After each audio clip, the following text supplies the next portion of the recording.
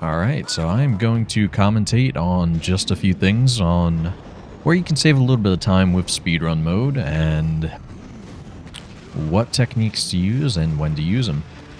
I'm going to try to do this as a normal speedrun using shearing wind and instant reset cancel, so let's get to it.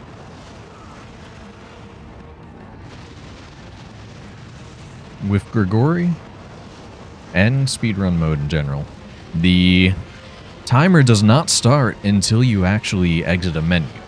So right now, the time is not going down. It is faster to run away from Grigori than it is to actually fight him. So when you exit these two boxes, immediately hold back on your stick or S on the keyboard and run the heck away from Grigori.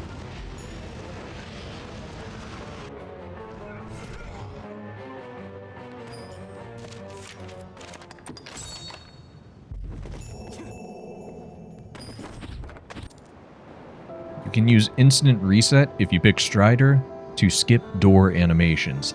This is insanely helpful.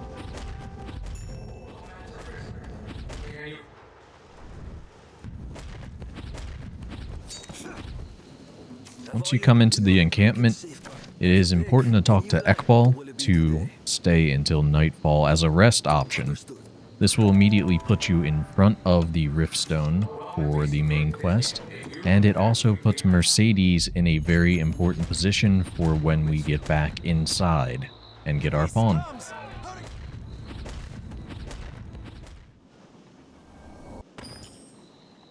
After getting your main pawn, you can immediately go into the rift.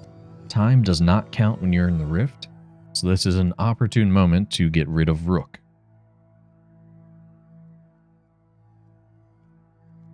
Is everything in order, Master? And one thing to keep in mind when you talk to Sir Byrne here, if you cross a certain threshold and start the Elysian cutscene at the same time, you will lose all of your audio. Here it is, it happened to me already. So if that happens to you, that's perfectly normal. But because we rested, Mercedes is right here and easier to talk to.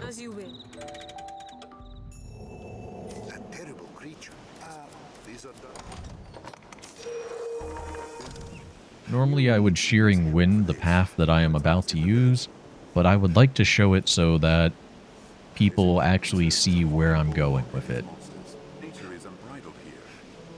Again, you don't have to play Strider for this playthrough, and you don't have to use the shearing wind instant reset glitch. However, it does make the run much faster, and it's why Strider is pretty much king of running this. Shearing wind makes you go faster than sprinting when you're loaded, and it just, once you get used to it, it's not too bad to use. A waterfall. Mind the depth of the water arisen. The sea is closer than I'd imagined.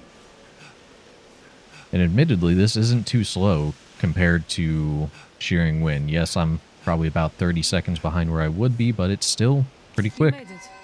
Good. We make for the capital, men. Like as not, the cart will draw beasts along the way. But fear not. We walk with the Arisen, slayer of hydras. Something important to keep note of with the ox is it needs to do 3 steps before you can kick it the first time.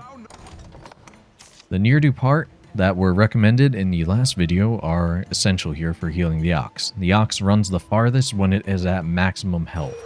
You basically want to stay on top of the ox, use near-do parts to keep it at full health, and as soon as you get the option to kick it again. Because it gets, well, my pawn messed it up, but it gets invincibility, and it will actually run through goblins, it'll run through the wolves. You just have to be very cautious and very quick. If it looks like your ox is about to get hit, make sure it doesn't.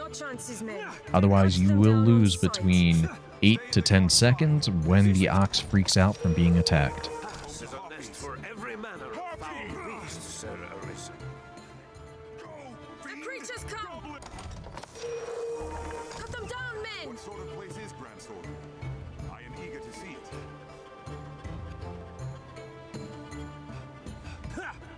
stay calm. There must be ult here that will open the gate. With opening the gate, there is a bit of RNG on if goblins will spawn right on top of the ox, so hopefully they don't, and you can just get going. The ox won't be able to be kicked again at this rampart section until it gets right past this line here. Keep marching.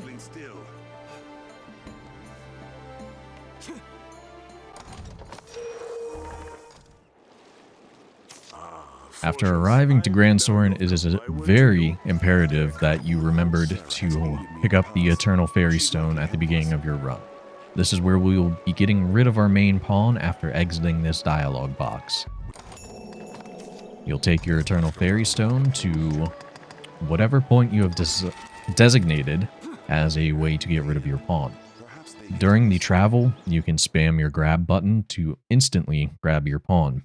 Sometimes they spawn behind you and this doesn't work, but most of the times they spawn on top of you. You'll immediately throw them, and then you'll teleport back to Gran Soren. This is the only time in the run that you will use the Gran Soren port crystal system.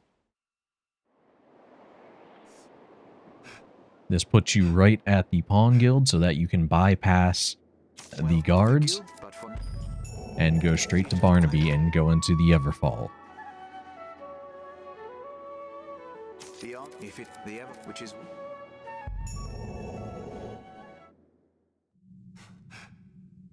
Now, this is where if you're playing a Strider, Skull Splitter comes into play. If you're playing anything else, I hope you brought the 20th Wake Stone because you're going to jump straight from this ledge. As a Strider, you just walk forward and hit your Skull Splitter button. It'll register you sails on the ground. You'll land down and be able to examine the Everfall real quick. If you're using the Wake Stone method, you will lose a couple seconds here, but it is still faster than running the entire Everfall. Then, you teleport to the front gate of Granzis, and this will become our main port for a few quest lines right now. Once you go into the front gate, you will be approached about the Wyrm hunt, and after the cutscene with Sir Duncan, we will start showing off the prison skip. So after talking to Sir Duncan, immediately attack the guard right next to you. You will be thrown into prison. Open the door with the skeleton keys we picked up. Make sure you re-equip your gear. This is very important, and I have forgotten this a couple times. If you talk to the jailer, you can bribe him. We're only going to do this twice in the run, so it'll cost 10,000 gold. Doing this puts you right next to Sir Max versus running through the entirety of Gran Soren. And the only two quests we are going to choose are the Cipher and the Shadow Fort quest.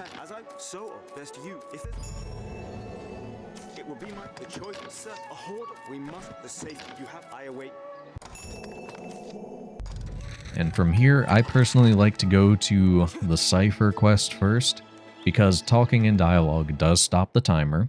If you are quick enough to talk to the Dragon Forged after the cutscene, you save time. So just run up to him, talk to him. Time is now not going down. His last menu option is here, where he tells you to go now. After you exit this, you can immediately open your inventory and teleport to the Shadow Fort.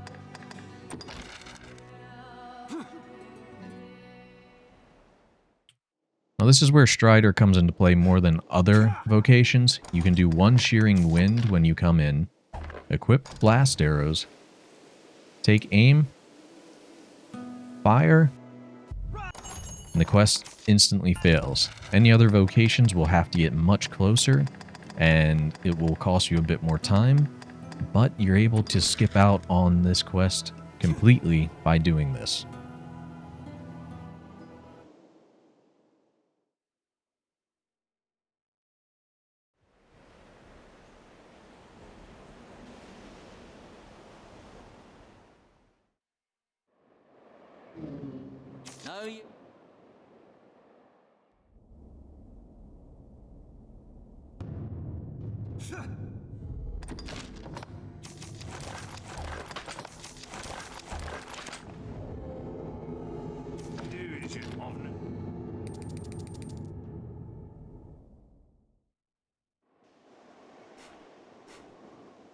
Not be that the a shit more up.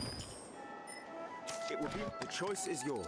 This is a one no if you After you complete 2 quests from Sir Maximilian, you'll be able to do Come to Court. Very straightforward quest here, and there's only a few things to note. That if you are, again, using Strider, when you open the doors, you can instant reset and skip the animation. This does save a couple seconds. In the courtroom, you're actually able to shearing wind straight towards the Duke. It'll put you in a cutscene. So don't be afraid of doing that if you're trying it, but if it is your first run, I'd highly suggest using Mad Dash instead just to play safe and learn the route. We completely ignore Eleanor, as most players do. And after this cutscene, I recommend talking to Mercedes for at least 5 to 10 seconds, depending on how quickly your console or your PC loads NPCs. This is so that when you are playing, and if you're using the shearing wind strategy, you don't hit this NPC, which I have done multiple times, and it allows Aldous to load in so that he's right here for you instead of somewhere else.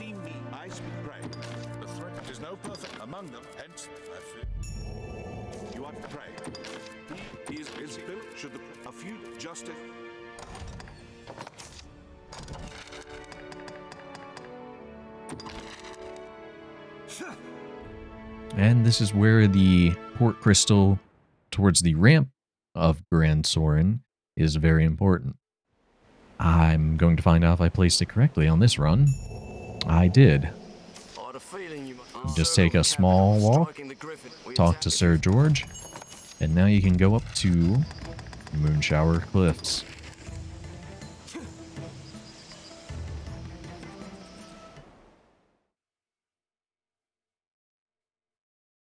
This is where you light attack a goblin, or what have you, depending on your vocation, and you just carry him straight over here. And usually right about here you can throw the goblin, and it'll summon the Griffin. Now,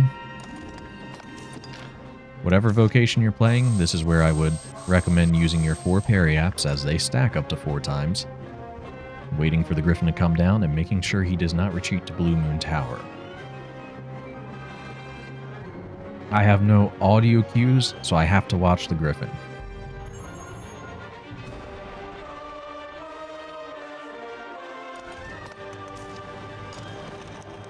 So, when you defeat the Griffin, you're actually not able to use the port crystal until it lifts its head after it has been slain. It's a weird thing, but it does cost you some time if you don't know exactly when that animation is. Then we teleport to Barta Crags and talk to our wonderful rest stop soldier, Sir Alfonso. We're going to rest here 5 times to skip the Fornival trial.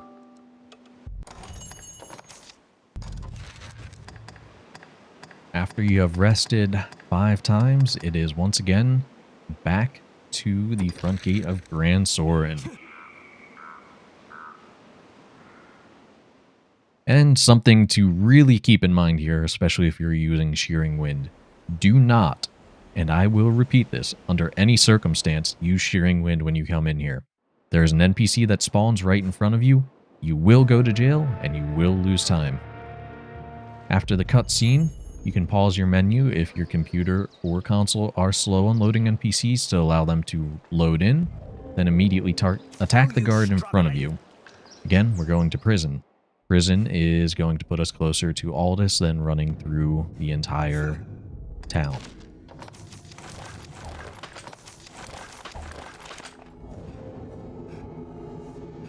And I have found the quickest route to get back to Aldous is to go up the staircase, hook an immediate right, take a left past the Treachery, open the door, and go to Aldous in here. I will not. Welcome, tis you. Many I've more the band, but first you would that this thing.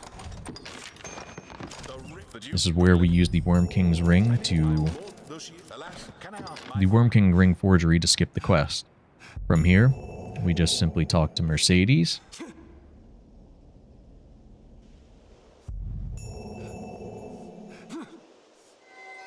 I take and show you have to set up. I will not. And this is where the Port Crystal and Deus Hill comes into play. This will immediately put us into the conflict between Julian and Mercedes. You will spawn behind Julian. So all you have to do is spam your light attack or your heavy attack, depending on what you prefer, honestly, and defeat Julian. Now, you're not able to leave here until the cutscene with Mercedes triggers. So walk over Julian's body, wait for the cut list to appear, and use the fairy stone to go back to the front gate of Granzis. It seems as a we must. Now, this is where you will discover if the port crystal you placed at the Cobalt Coast is actually accurate or not. It probably took me about 5 or 6 placements to find out if mine was in the correct spot. You will immediately get the cutscene when you port if you place it correctly. Then you can port straight back to the northern gate of Gran Soren. If you are using Strider, once again, put on blast arrows, use 4 Conqueror's Periaps, and get 5-fold ready. There's a little cheeky trick here you can do. After you shoot, run back and let this guard talk to you. The timer will stop completely, and there you go. Talk to him again, you get taken straight to Sir Aldous. The journey is like you then. The best pathing I have found, especially if you're using Shearing Wind, is to hook a right going up the staircase. You will not run into any NPCs or guards, and you will not end up hitting them like I have done far too many times. But now we're at the hardest technique to do in the game, the Duke Skip. I believe if your game loads things too fast, you're actually not able to do this. This you cannot do on a standard run. You can to a degree, but you will go to prison. You grab the Duke here, throw him, and just try to get through. And unfortunately, I got arrested as I was going into the Treasury. But even if you get arrested, as long as you throw the Duke towards that door, he will be in the Treasury when you get back out of prison. So, once again, you'll just go up the stairs, hook around to your immediate right, and go into the Treasury.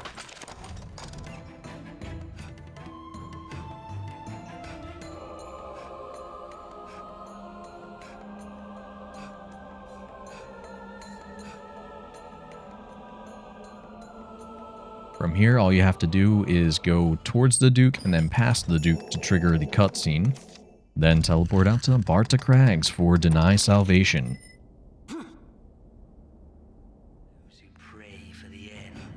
With this, you just want to run past everyone. Your main concern is just getting to the top of the Great Wall. With the Chimera here, you want to try and one-shot it, so if you have blast arrows, make sure they're equipped. Use your 4 Conqueror's Periaps or your Demon's Periaps if you're playing a magical class, and unload into the Chimera.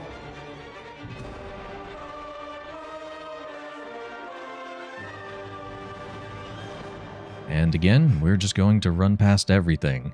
That NPC will body block you, so please be aware of that, as will enemies here, so try not to get clipped like I did there and just get past them. You can even run past the Skeleton Lord here to get to the top of the Great Wall. Now, Strider has an advantage here with Pentad Shot. If you're lucky, you can kill both Liches within 1 shot. Otherwise, just do your best to kill them as quickly as possible. And from here, we are not going back to Gran Soren. We are not going back to the Dragon Forged. We are just proceeding forward. Now, something I haven't mentioned and I forgot to is something I will show shortly here on the Tainted Mountain.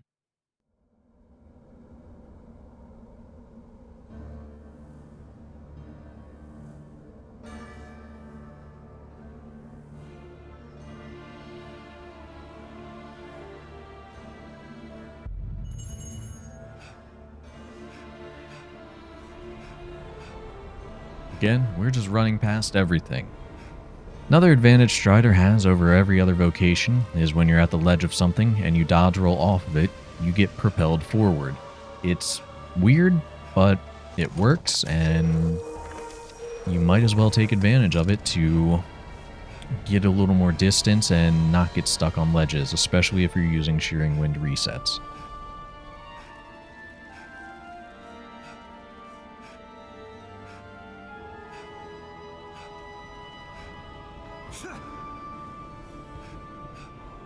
And again, to keep in mind, when you're going past enemies, Shearing Wind will automatically track towards enemies, so you will have to dodge roll past everything here. Now, for a section I absolutely hate. The Gorechimera is your best friend in this section, and you have to try and manipulate it into stepping on the pressure plates for you. Sometimes it'll cooperate, most of the time it will not. Expect to take a few hits, but obviously the pressure plate went down and it came back up. Now I'm getting attacked by the snake and everything else around me. This is wonderful. This is also why I have extra near-do parts, because torpor will not affect you as long as you have a near-do part on. So, first button is down since it is no longer glowing. You can do these in any order you like, but I try to keep the ones by the door, at least having one of them still available to use. Sometimes the Gorechimera cooperates, other times it really doesn't, so you might just be sitting here waiting. A lot of it's down to chance. That one worked. You can try and stay close and bait the Gorechimera, but I've never had success because sometimes he'll go on the button, depress it all the way, and then run off of it before it stops glowing.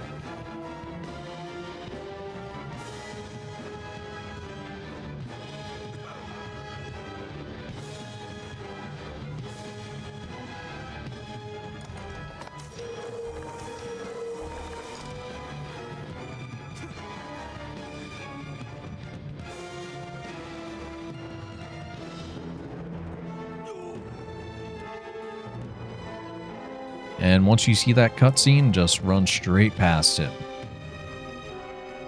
Now, this is where Strider saves the most time compared to every vocation in the game. Equip your Maker's Finger, aim at Grigori, and fire. You skip the entire Grigori fight sequence, and this saves you a massive amount of time.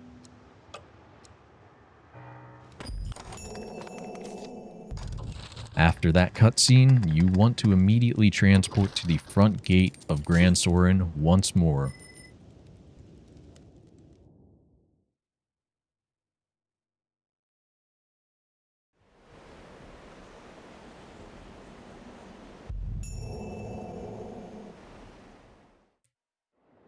You do not have to visit the Duke when you are going back to Gran Soren, so just straight up jump into the giant pit.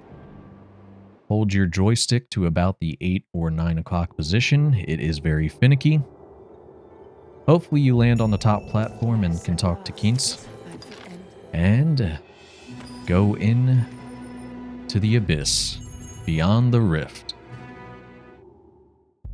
From here, if you are playing a Strider, once again, hopefully you have some blast arrows left. Equip them, run towards the Seneschal, skip his cutscene, shoot at his feet, and run away. You can skip his dialogue by running away and force his second section. Do it again, and try not to get caught by that like I did the first time.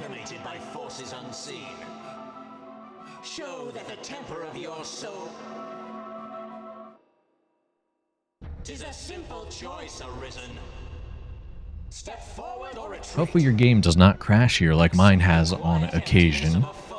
And now, since you can't run in here, this is where Strider again makes up time. Shearing Wind to everything when you get close to an NPC, roll. This will save so much time since you can actually move faster than just walking.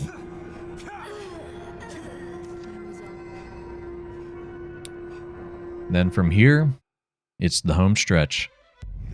Shoot the seneschal. A lot of people make the mistake of waiting for their pawn to grab the seneschal. You can grab the seneschal yourself and let your pawn do the finishing blow. This is typically faster than waiting for your pawn. Afterwards, shoot the seneschal in the face. Pick up your God's Bane. And after it plunges into your chest, add 19 seconds to your timer, and that is the time you get. This is my first attempt at trying to condense down speedrun for most people. I did not use a lot of my shearing wind skips, and we're still looking like we're getting a 1640 or a 1641 time, which is pretty impressive. So, hopefully this helps more people give it a try and see that you don't necessarily need to be level 200 to try it. You don't have to have the best gear to try it.